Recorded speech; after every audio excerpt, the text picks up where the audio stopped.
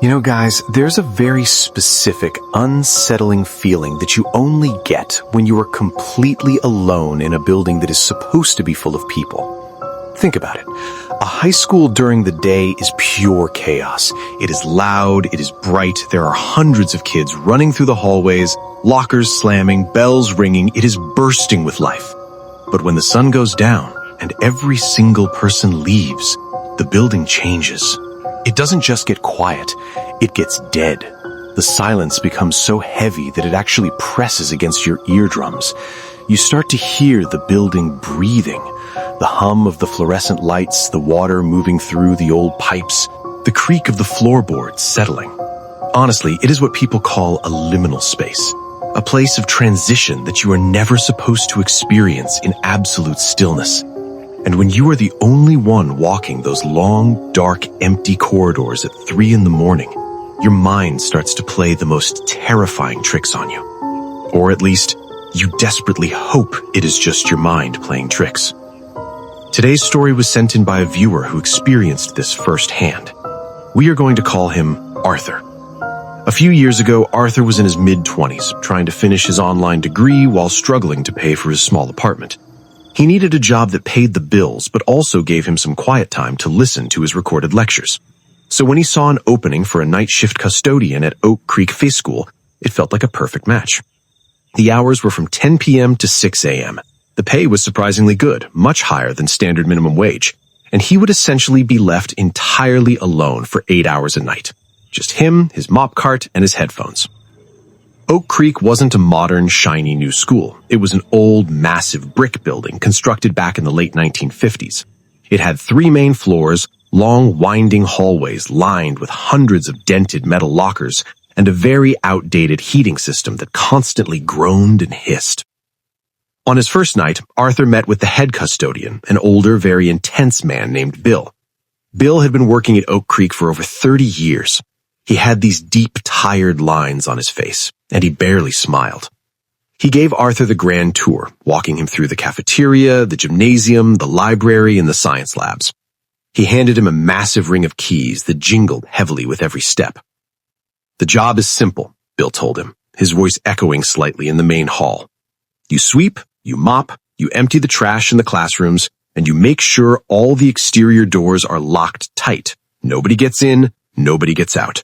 You take your breaks in the main staff room on the 2nd floor. Do you understand?" Arthur nodded, feeling pretty confident. It sounded incredibly easy. But then, as they walked past the main stairwell on the ground floor, Bill stopped. He pointed down the dark stairs to a set of heavy industrial steel double doors at the very bottom. The doors were painted a dull, chipping gray and secured with a thick metal chain and a massive, heavy-duty padlock. "That's the basement," Bill said, and his tone suddenly dropped. It became completely flat and serious. "You do not go down there, ever. You don't clean the stairs leading to it, you don't sweep the landing. The key to that padlock is not on your ring, and you will never ask me for it.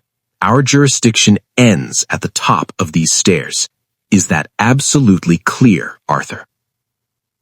Arthur was a little taken aback by how intensely Bill was staring at him. He just assumed it was an old boiler room full of dangerous equipment or maybe a storage area with asbestos that the school hadn't paid to clean up yet.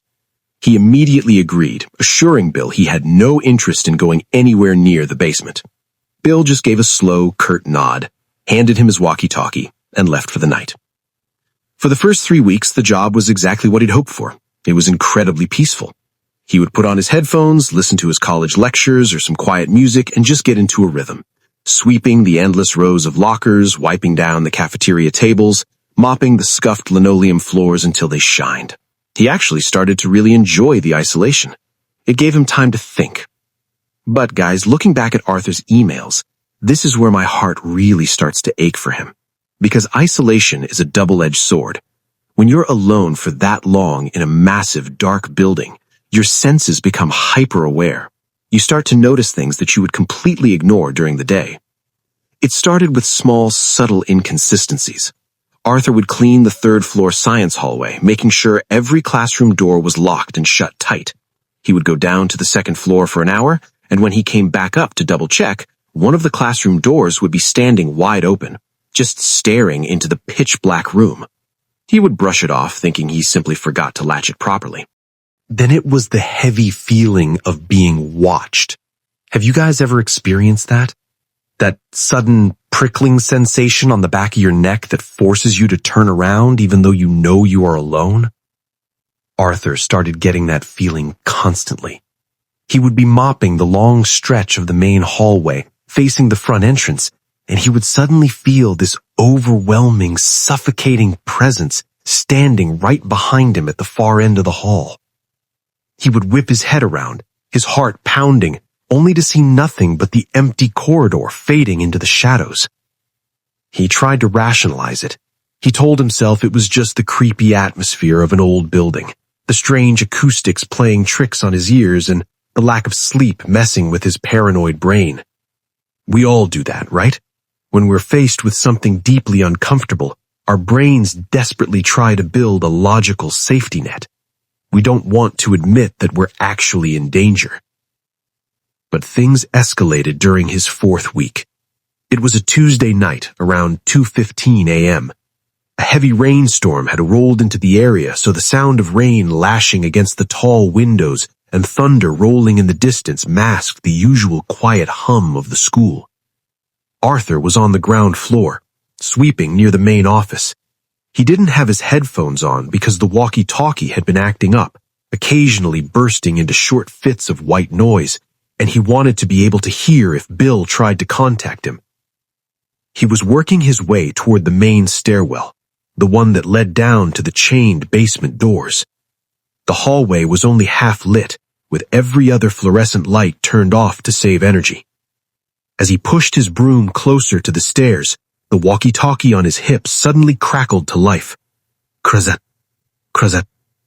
It was a sharp, loud burst of static. Arthur jumped, grabbing the radio. "Hello? Bill, is that you?" he asked, pressing the button. There was no answer, just a low, rhythmic hum of static. He clipped it back to his belt, thinking the storm was interfering with the signal. He took a few more steps toward the stairwell, and then he heard it. It didn't come from the radio. It came from the intercom speakers mounted on the ceiling. Now the intercom system was routed through the main office, which Arthur had just locked tightly 10 minutes ago. The system was completely shut down for the night. But suddenly, the speakers gave a loud, piercing pop, followed by the distinct sound of a microphone being clicked on. Arthur froze. He looked up at the speaker above his head. For a long, agonizing moment, there was nothing but the faint sound of open air, and then breathing. It wasn't normal breathing. It was incredibly heavy, wet, and labored. It sounded like someone with a severe chest injury, struggling to pull air into their lungs. Ha, ha. It echoed through the entire empty hallway, coming from every single speaker in the building. Honestly, guys, imagine standing in a dark, empty high school in the dead of night and hearing that unnatural, painful breathing surrounding you from the ceiling. Arthur was absolutely paralyzed. His broom slipped from his hands and clattered loudly against the floor. He stared at the locked door of the main office just a few yards away. The only way someone could use the intercom was if they were sitting at the principal's desk, but the door was locked. The lights were off. "Hello?" Arthur called out, his voice shaking violently. "Who is in there? The building is closed." The breathing on the intercom abruptly stopped. The microphone clicked off with another sharp pop. The school fell back into a suffocating silence, save for the rain hitting the windows. Arthur's chest was heaving. His adrenaline was completely maxed out. He grabbed his heavy metal flashlight from his cart, his knuckles turning white. His logical brain told him it was just a glitch, a short circuit caused by the storm. But his gut, that primal instinct we all have, was screaming at him that someone was inside the building with him. He slowly backed away from the main office, deciding he needed to check the exterior doors again. Maybe a homeless person had broken in to escape the rain. As he backed up, His heel hit the edge of the top step of the main stairwell, the stairwell that led to the basement. He stopped. The air around the stairs felt different. It was significantly colder, carrying a thick, damp, metallic smell that reminded him of old pennies and rotting wet wood. He slowly shined his flashlight down the dark steps. The light hit the bottom landing. The heavy industrial steel double doors were no longer secured. The thick metal chain was lying in a heap on the concrete floor, shattered. Not unlocked, shattered. The massive steel links looked like they had been twisted and snapped by an impossible amount of physical force. And the gray doors were pushed open, just a few inches, enough to reveal a pitch-black gaping void leading deep into the underground of the school. Arthur stood at the top of the stairs, unable to breathe. He stared at that dark crack between the doors, and then, from deep within the absolute darkness of that basement, he heard a sound that made his blood run completely cold. It was the sound of bare feet. Heavy, wet, slapping sounds against concrete. Slap, drag, slap, drag. And they were moving toward the stairs. So, imagine you were Arthur, guys. You were standing at the top of a dark stairwell in an empty, massive high school at 2:30 in the morning. A thunderstorm is raging outside, throwing flashes of lightning against the tall windows, casting long, erratic shadows across the lockers. And right below you, the heavy steel doors to the basement, the one place you were explicitly warned never to go, are broken open. The thick chain is snapped in half like a twig. And the absolute worst part? That sound. Slap, drag, slap, drag.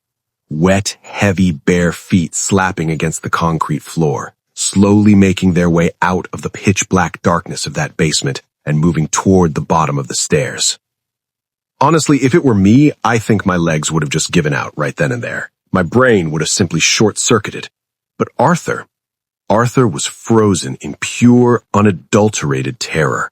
He was gripping his heavy metal flashlight so hard his hand was cramping, pointing the beam directly at the narrow gap between the open steel doors. The wet slapping sounds grew louder. Whatever it was getting closer to the stairs. The smell wafting up from the basement was getting stronger too. It wasn't just the smell of old, stagnant water anymore. It smelled like copper. Old, dried blood mixed with wet earth. It was nauseating.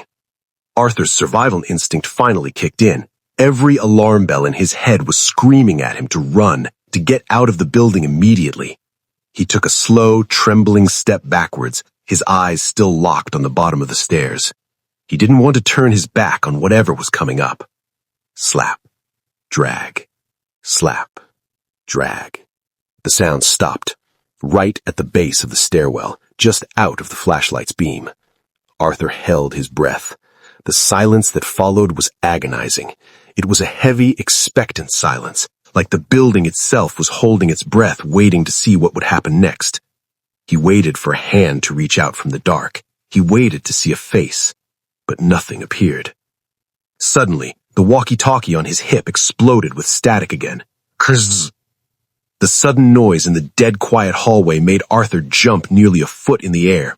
He fumbled for the radio, his hands shaking violently. Arthur. Come in, Arthur. A voice crackled through the speaker. It was Bill, the head custodian. His voice sounded strained, tense, completely different from his usual grumpy tone. Arthur pressed the button, practically whispering into the mic. Bill, I'm here. Something is wrong. The basement doors. Arthur, listen to me very carefully, Bill interrupted. The static was heavy, making his voice sound distant and distorted. Where are you right now? Exactly where? I'm at the top of the main stairwell, Arthur stammered, his eyes darting back to the dark gap at the bottom of the stairs. The chain is broken, Bill. Something is down there. There was a long pause on the radio. The only sound was the rain hitting the windows and Arthur's own rapid heartbeat. When Bill finally spoke again, his voice was dead serious. Do not look down those stairs, Arthur. Turn around, slowly, and walk to the second floor. Go straight to the staff room, lock the door, and do not look out the window. Do you understand me? Do not run, just walk. The radio clicked off. Arthur was left alone in the dim hallway. He looked down the stairs one last time. The gap between the doors was still there, dark and silent. The wet slapping sounds hadn't returned. Slowly, he forced himself to turn around. He forced himself to walk away from the stairwell. It was the hardest walk of his entire life, guys. Every step felt like he was walking through thick mud. He expected something to grab his ankle from behind. He expected to hear those wet feet slapping rapidly up the stairs after him. But he followed Bill's instructions. He didn't run. He walked with a stiff, terrifying calmness up to the second floor. The second floor was completely dark, save for the emergency exit signs casting a faint red glow down the long corridors. Arthur made his way to the staff room at the end of the hall. He unlocked the door with trembling hands, slipped inside, and locked it behind him. The staff room was a large windowless room with a few old couches, a coffee maker, and a refrigerator. It felt incredibly isolating, like a small, brightly lit box floating in a sea of darkness. Arthur sank onto one of the couches, burying his face in his hands. He was sweating profusely, his mind racing 1,000,000 miles an hour. What the hell was going on? What had broken that thick metal chain? And what did Bill mean when he said the police couldn't help? This wasn't just a break-in. This was something entirely different. He sat in that room for hours. Every creak of the building made him flinch. He kept his eyes glued to the locked door, waiting for the handle to turn. Around 4 a.m., the storm outside began to die down, leaving an eerie calmness in its wake. Arthur tried radioing Bill several times, but all he got was dead air. Finally, at exactly 5:30 a.m., Arthur heard footsteps coming down the second-floor hallway. These were normal footsteps, heavy work boots thudding against the linoleum. Thump, thump, thump. They stopped right outside the staff room door. Arthur tensed, grabbing his flashlight like a weapon. A key slid into the lock, and the door swung open. It was Bill. He looked exhausted, his face pale and drawn. His yellow raincoat was dripping wet, suggesting he had just come from outside. He looked at Arthur, his expression unreadable. "Grab your things, kid. Your shift is over early." Arthur didn't argue. He practically threw his stuff into his backpack. As they walked out of the staff room and down the hall, Arthur finally found his voice. "Bill, what was down there? What broke that chain?" Bill didn't look at him. He just kept walking, his eyes fixed straight ahead. "Some things in this building, Arthur, are better left unexplained. You did good tonight. You listened. Most guys don't." They reached the main floor. As they passed the main stairwell, Arthur instinctively glanced toward the basement. His breath caught in his throat. The heavy steel doors were closed tight. A brand new thick metal chain was wrapped around the handles, secured by a massive shiny new padlock, as if nothing had ever happened. Arthur looked at Bill in disbelief.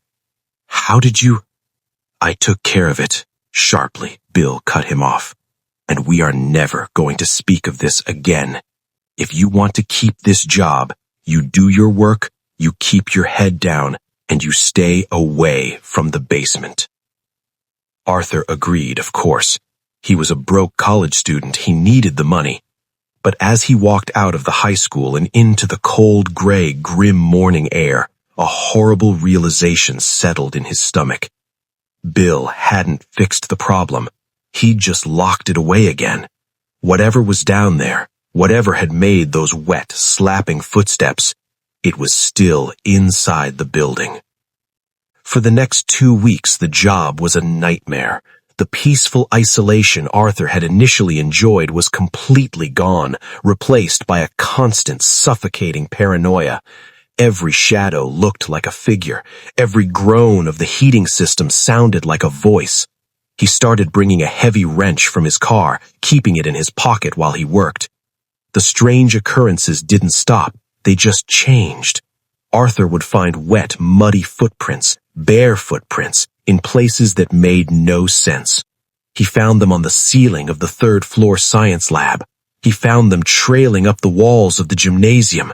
He would spend hours scrubbing them away, his hands shaking so badly he could barely hold the mop. He tried to quit, guys, he really did.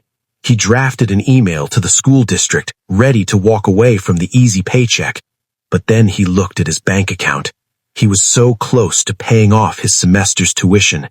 He convinced himself he could tough it out for just a little longer. It's crazy how desperation can override our basic survival instincts, isn't it? We rationalize the irrational just to survive another day in the real world. But then came the night of the lockdown. It was a Friday, right around 1 a.m. Arthur was cleaning the cafeteria. It was a massive, open space with high ceilings and hundreds of tables folded up against the walls. The only light came from the large windows facing the courtyard, casting long, eerie shadows across the tiled floor. He was mopping near the kitchen doors when he heard a sound that made his blood freeze. It was a soft, metallic click. It came from the main hallway. He stopped mopping, listening intently. Click, clack. It was the sound of a locker door being opened and shut, but it was slow, deliberate, like someone was casually checking them one by one. Arthur tensed, grabbing his flashlight like a weapon. The footsteps entering the cafeteria weren't the wet, slapping footsteps from the basement. These were different. They were light, almost completely silent, like someone walking on their tiptoes. Arthur held his breath, peering through the gap between the tables. A figure stepped into the pale moonlight filtering through the windows. It wasn't a student playing a prank. It wasn't a homeless person seeking shelter. It was a man, but there was something fundamentally wrong with him. He was unnaturally tall and impossibly thin, his limbs looking stretched and disjointed. He was wearing an old, faded janitor's uniform, the exact same uniform Arthur and Bill wore, but it was covered in dark, rust-colored stains. His face was pale, almost translucent, and his eyes were wide, unblinking, and entirely black, like two empty holes in his skull. The figure moved with a strange, jerky motion, gliding across the cafeteria floor without making a sound. It stopped right in the middle of the room, slowly turning its head from side to side, scanning the darkness. And then it stopped. Its head snapped directly toward the stack of tables where Arthur was hiding. It knew he was there. A slow, terrifying smile spread across the figure's pale face, revealing rows of sharp, jagged teeth. It raised a long, bony finger and pointed directly at Arthur. And then it spoke. But the voice didn't come from the figure's mouth. It came from the intercom speakers above Arthur's head, crackling with static. "We've been waiting for you, Arthur. It's time to clean the basement. We've been waiting for you, Arthur. It's time to clean the basement." Guys, I want you to really try and put yourselves in Arthur's position right at this exact second. You are completely alone in a massive, dark high school. The doors are locked from the inside, and standing under the pale moonlight in the middle of the cafeteria is an impossibly tall, unnaturally thin entity wearing a blood-stained version of your own uniform. It is pointing right at you, and its voice is coming out of the PA system that shouldn't even be turned on. Arthur's mind didn't just go blank, it completely shattered. The heavy metal wrench in his hand felt like it weighed 100 pounds. His breathing was so shallow he felt lightheaded. The entity, this twisted reflection of a custodian, didn't run at him. It didn't roar or scream. It just stood there, holding that horrifying, jagged smile, its arms still raised, pointing perfectly at the gap between the folded tables where Arthur was hiding. And then it took a step forward. Glide. It didn't walk. It moved like it was sliding on ice, its long, disjointed limbs twitching slightly with every inch it closed the distance. Arthur's survival instinct, the same one that had been screaming at him for weeks, finally violently kicked in. He didn't think about his tuition, he didn't think about his rent, and he certainly didn't care about getting fired. He just needed to survive. He lunged out from behind the tables, abandoning his mop cart, and sprinted in the opposite direction, heading straight for the double doors that led to the school's central courtyard.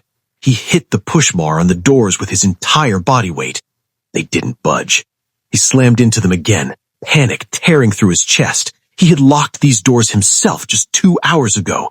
He fumbled frantically for his massive keyring, his hands shaking so violently he kept dropping it. He could hear the soft, almost silent glide, glide, glide of the entity moving across the cafeteria floor behind him. It was taking its time. It knew he was trapped. Arthur finally found the right key, shoved it into the lock and twisted.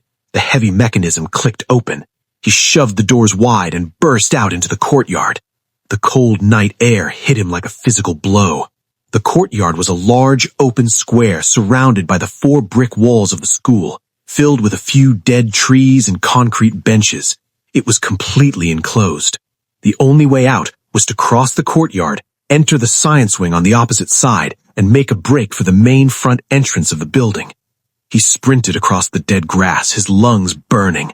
He didn't dare look back. He reached the glass doors of the science wing, yanked them open, and threw himself inside, slipping on the polished linoleum floor and crashing hard on his knees. He scrambled up, his kneecaps screaming in pain, and looked back through the glass doors. The courtyard was empty. The entity hadn't followed him outside, or maybe it didn't need to. Arthur turned around to face the long, dark corridor of the science wing. This part of the school was the oldest. The lockers here were painted a sickly, faded green, and the fluorescent lights above were completely dead, leaving the hallway bathed in thick, oppressive shadows. He started half running, half limping down the hall, aiming for the main lobby. He just needed to reach the front doors. But as he passed the chemistry lab, he noticed something that made his blood run cold. Every single locker door on the left side of the hallway was standing wide open. He had just swept this hallway an hour ago. Every locker had been shut tight. Now they were all gaping open, resembling a row of dark, hungry mouths. The silence in the science wing was absolute. There was no hum of electricity, no groaning pipes, just the sound of his own ragged breathing. He slowed his pace, his grip tightening on the heavy wrench. He walked exactly down the center of the hallway, keeping as much distance as possible between him and the open lockers. As he passed locker number 42, he heard a sound. It was a soft, wet drip. Then another drip. He stopped. He shouldn't have stopped, guys, but human curiosity is a fatal flaw. He slowly turned his head and shined his flashlight into the open locker. The metal interior was completely coated in a thick, dark, viscous liquid. It was dripping slowly from the top shelf, pooling at the bottom. The smell hit him instantly, that same sickening metallic stench of old copper and wet earth that he had smelled at the basement stairs weeks ago. But that wasn't the worst part. Sitting in the pool of liquid at the bottom of the locker was a name tag. A plastic school-issued Custodian name tag. It was covered in grime, but Arthur could clearly read the engraved name. Bill. Arthur stumbled backward, dropping his flashlight. It rolled across the floor, the beam spinning wildly before settling on the far end of the hallway. And standing right in the center of the flashlight's beam, blocking his path to the main lobby, was the entity. It had beaten him there. It was just standing perfectly still, its impossibly long arms hanging down past its knees, staring at Arthur with those empty black eye sockets. Arthur was trapped. The entity was blocking the only exit. Behind him was the courtyard, and he knew he couldn't outrun it out there. To his right was the chemistry lab. Without thinking, Arthur dove into the chemistry lab and slammed the heavy wooden door shut. He threw his weight against it and fumbled for the lock on the handle, clicking it into place. He backed away into the darkness of the room, knocking over a stool. He stood there, panting, staring at the small reinforced glass window on the door. He waited for the entity to smash through it.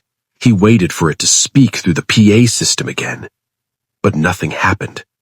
10 seconds passed. A minute. The hallway outside remained completely silent. Arthur slowly reached into his pocket and pulled out his cell phone. He had to call 911. He didn't care what Bill had said about the police not being able to help. He needed someone with a gun to get him out of here. He looked at the screen. No service. In the middle of the city, inside a high school, he suddenly had absolutely zero signal. It was as if the building itself had swallowed him whole, cutting him off from the rest of the world. He was entirely on his own. He began to search the dark chemistry lab for another way out. The room was large, filled with heavy black tables and glass cabinets containing beakers and chemicals. At the very back of the lab was a small, heavy metal door. It was the chemical storage closet. Arthur walked over to it and pulled the handle. It was unlocked. The closet was cramped, smelling strongly of bleach and sulfur. There was a small, high window near the ceiling, an old ventilation window that led to the alleyway behind the school. It was small, but Arthur was desperate. He thought if he could stack some boxes, he might just be able to squeeze through and drop down to the street. He stepped into the closet and closed the heavy metal door behind him, plunging himself into near total darkness. The only light was the faint amber glow of a street lamp filtering through the small, dirty window above. He started feeling around in the dark, looking for something to stand on. His hands brushed against a stack of cardboard boxes. He pulled one down, placing it under the window. He needed one more. He reached deeper into the closet, his hand searching blindly. His fingers brushed against something cold, something that felt like wet, leathery skin. Arthur froze. He slowly pulled his cell phone out of his pocket and turned on the screen, using the faint pale light to illuminate the back corner of the small closet. Sitting on the floor, propped up against the shelves of bleach and ammonia, was Bill. But it wasn't the Bill that Arthur knew. His eyes were open, staring blankly at the ceiling. His skin was pale and gray. His chest wasn't moving. He was wearing his yellow raincoat, but it wasn't wet from the rain. It was soaked through with that dark, thick liquid. And clutched tightly in Bill's cold, stiff hand was a massive, heavy-duty key ring, the keys to the basement. Arthur clamped his mouth over his throat to muffle the scream that tore up his throat. He backed away from the body, hitting the metal door of the closet. He was locked in a tiny room with a dead man, and outside in the hallway, that tall, jagged entity was waiting for him. He looked at the keys in Bill's hand. If Bill had the keys to the basement, then who or what had put the new chain and padlock on the doors 2 weeks ago? Suddenly, a loud, violent bang echoed through the chemistry lab outside the closet. Something had just smashed through the heavy wooden door of the lab. I heard the sound of glass shattering, followed by those slow, deliberate, silent steps gliding across the floor. Glide, glide. It was inside the room. It was looking for him. Arthur squeezed his eyes shut, pressing his back against the cold metal door of the storage closet. He stopped breathing entirely. He could hear the entity moving around the lab, overturning tables, smashing glass cabinets. It was tearing the room apart. And then the footsteps stopped, right outside the closet door. Arthur could hear that same heavy, wet, labored breathing filtering through the thin gap under the metal door. It was inches away from him. A single, long, sharp fingernail began to slowly trace the metal frame of the door. Screech. The sound set Arthur's teeth on edge. It was testing the perimeter. It knew he was in there. Arthur? The voice changed again. This time it sounded like Arthur's own mother. Sweetie, please, it's so dark out here. Let me in. It was cycling through voices, trying to find the one that would break him. It was a psychological predator. Arthur didn't move. He didn't speak. He just stared at the locked handle of the closet door, praying that the metal was thick enough to hold. And then, the entity stopped talking. The scratching stopped. The heavy breathing faded away. Arthur stood there for what felt like hours. He didn't lower the wrench. He didn't take his eyes off the door. He waited for the morning light. When the sun finally began to rise, sending pale gray light through the small ventilation window, the school was completely silent. The terrifying presence that had suffocated the building was gone. Arthur slowly, carefully unlocked the metal closet door and pushed it open. The chemistry lab was completely destroyed. Tables were flipped, glass was shattered everywhere, and thick, dark drag marks stained the floor leading back out into the hallway. Arthur didn't look back. He ran out of the lab, sprinted down the science wing, and burst through the main front doors of the school into the bright, crisp morning air. He didn't stop running until he reached his car, started the engine, and peeled out of the parking lot. He drove straight to the police station. He told them everything. He told them about the entity, the broken lockers, and most importantly, he told them about Bill's dead body in the storage closet. The police swarmed the school within 20 minutes. They searched the entire building from top to bottom. When the lead detective finally sat down with Arthur in the interrogation room, his face was pale. "Arthur," the detective said slowly, "we searched the chemistry lab. We searched the storage closet. And?" Arthur asked with his voice shaking. "Did you find him? Did you find Bill?" The detective shook his head. "We didn't find a body, Arthur. The closet was completely empty." Arthur stared at him in disbelief. "That's impossible. He was right there. I saw him. He was dead." "We found the broken glass. We found the overturned tables, but there was no sign of Bill. In fact, we contacted the school district this morning to get his emergency contact information." The lead detective leaned forward, his eyes locking onto Arthur's. "Arthur, the school district doesn't have a head custodian named Bill. They haven't had a head custodian in over 10 years. You were the only person hired to work the night shift in that building." Guys, the sheer existential dread of that revelation is something I can't even begin to wrap my head around. If Bill didn't exist, who gave Arthur the keys? Who told him the rules about the basement? And whose dead body was sitting in that closet, holding the keys to the only place in the school that was strictly off limits? Arthur never went back to Oak Creek High. He dropped his online classes, moved to a different state, and refuses to be inside any large building after dark.